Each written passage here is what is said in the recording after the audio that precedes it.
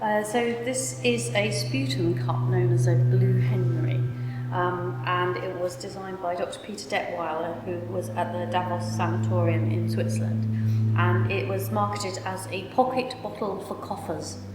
And the idea, it's got a spring-loaded lid, so springs open, and you've got a funnel inside as well, which, so if you cough into it, then the sputum kind of goes inside, and if you knock it over, it doesn't spill.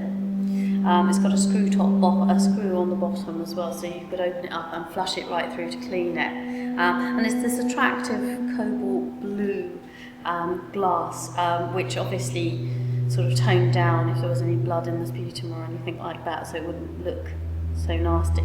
Detweiler kind of hoped it would become a fashionable object, I think, and people were still a bit embarrassed. It didn't become the fashion object he hoped for. People would still hide it in their handkerchief.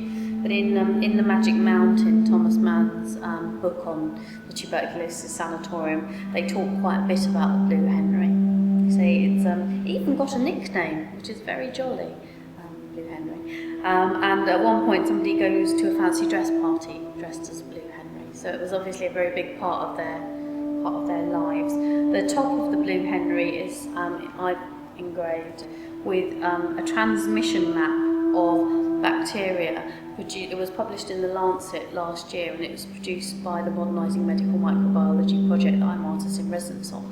And it shows the first sort of genomic proof of a super spreader.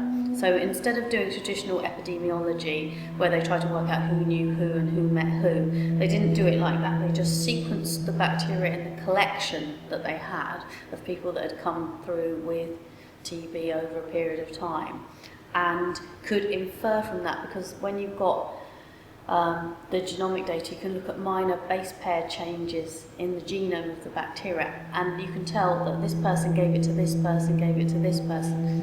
And so they found that they had a patient 0 who only actually gave it to patient 1. When you do epidemiology, normally patient 0 is considered to be the one that spreads it to everyone. But there was a patient 0 that didn't spread it to anyone except for patient 1. And then everybody else in the transmission network was contaminated via patient 1, who spread it very widely. So it's revealing a lot more about how disease is transmitted that wasn't previously revealed, and it's going to be revealing more and more as it goes on.